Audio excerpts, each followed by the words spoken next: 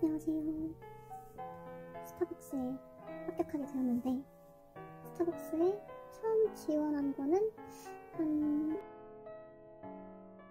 연락은 안 왔었습니다.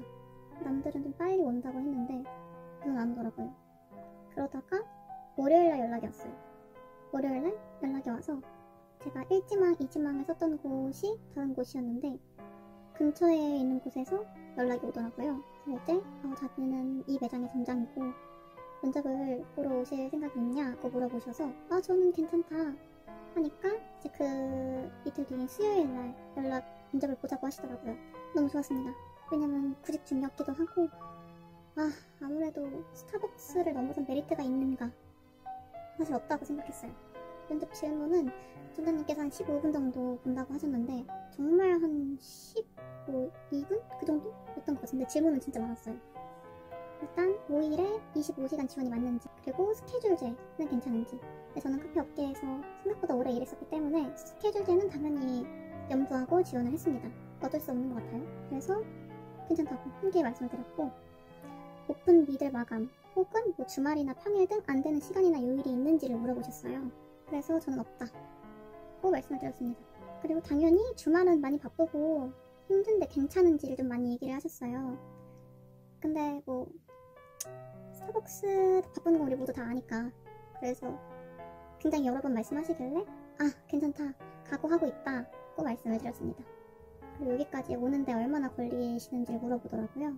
그래서 저는 버스 타고 오면은 뭐 이 정도 걸리고 걸어와도 이 정도 걸린다. 버스랑 걸어오는 거랑 한 10분 정도밖에 차이가 안 나는 상황이었어요. 그래서 걸어올 수도 있다고 말씀을 드리니 점장님께서는 조금 좋아하셨던 것 같습니다.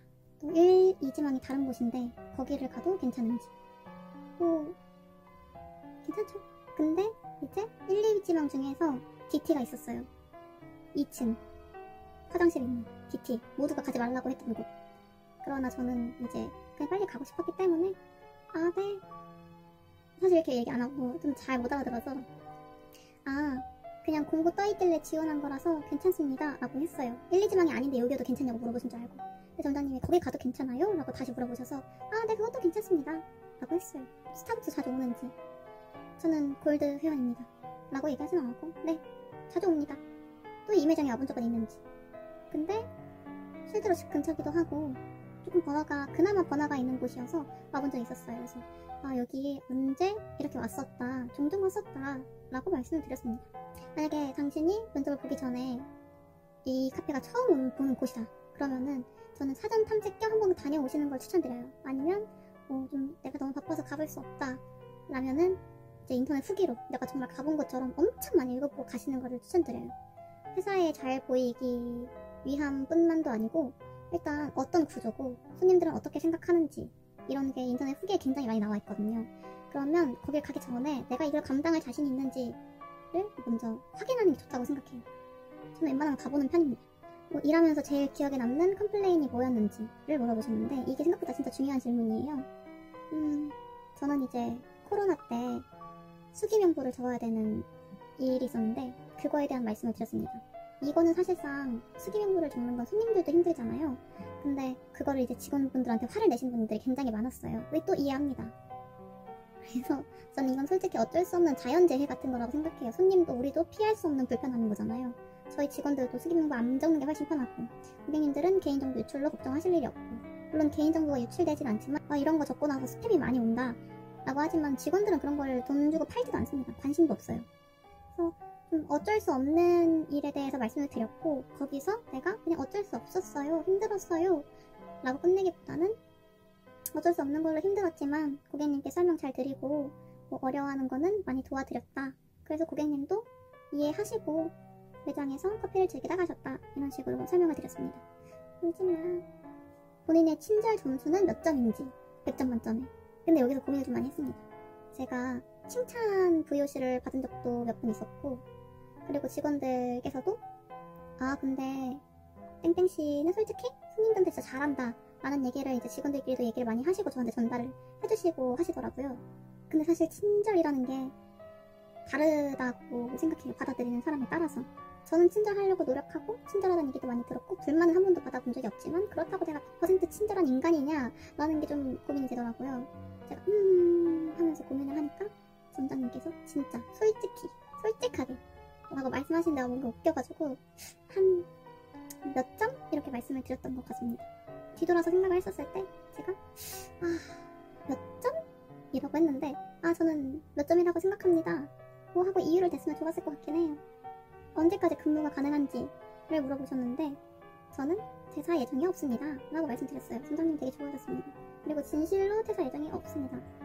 저는 여기서 끝까지 가보고 싶은 마음이 되게 커서 이렇게 말씀드렸어요. 그리고 전직장 퇴사 사유에서도 이거 진짜 멍청하게 전직장 퇴사 사유 말씀해주세요 뭐 이런 식으로 말씀 주셨는데 완전 멍청한 표정을 지으면서 네?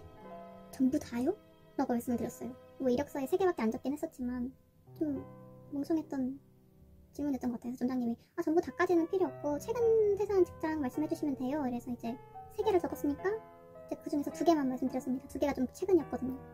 그래서 첫 번째 직장은 이런 이유로 퇴사를 하게 됐었고 두 번째 직장은 이런 이유로 퇴사를 하게 됐다. 사실 매장직 바리스타 면접이니까 정말 직장처럼 얘기를 하지 않으셔도 괜찮긴 하겠지만 일단 퇴사 사유를 말씀하실 때에는 재발될 여지가 있는가, 만약에 제가 뭐 무릎이 너무 아파서 다닐 수 없게 돼서 쉬었다 라고 하면은 스타벅스 무릎이 굉장히 아플 일이죠. 그러면 이 사람은 무릎이 아프니까 얼마 못 가고 또 퇴사를 할 수 있겠다 라는 생각이 들 수 있어요. 냉정하지만 사실 그렇습니다.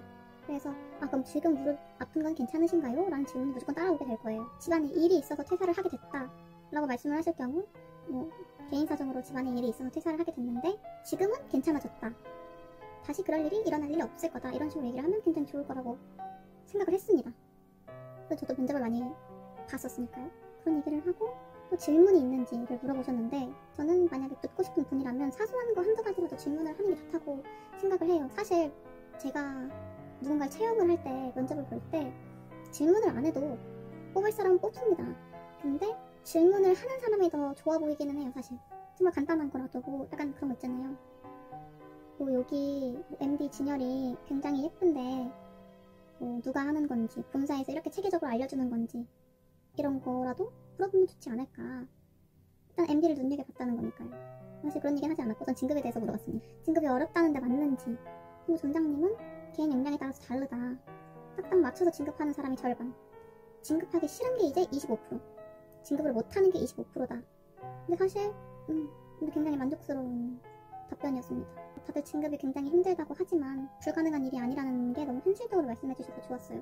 그리고 뭐 진급 기간은 어떻게 되는지 또 물어봤었고 진급 절차는 어떻게 되는지 이런 걸 여쭤봤는데 팀장님께서 이제 막 여러 가지 되게 설명을 해주시다가 복지도 얘기를 조금 해주셨는데 복지는 정말 좋다, 직원들 모두가 만족을 하고 있다, 나중에 복지에 대해서 다시 설명을 해주고 싶다 하셔서 붙었나? 라는 생각을 했습니다. 그리고 면접을 보고서 DM님이 지역관리자가 확인을 해야겠다 싶으면 2차 면접을 보는데 그런 게 없으면 매장 내에서 합격이 될 거다. 근데 그런 내부에서 처리하는 기간이 굉장히 길다 라고 말씀을 주셨는데 여기서도 약간 붙은 건가? 라는 생각이 들었어요. 그래서 굉장히 설레는 마음으로 집에 갔었죠. 면접도 괜찮게 봤던 것 같아. 물론 좀 실수하고 어벙벙한 모습이 많이 있었지만 이런 나 꽤나 귀여울지도? 라는 생각을 했습니다. 그리고 매장에 들어가면은 인사를 하세요. 바에 사람들이 있을 거 아니에요. 그럼 무조건 인사를 하세요. 안녕하세요.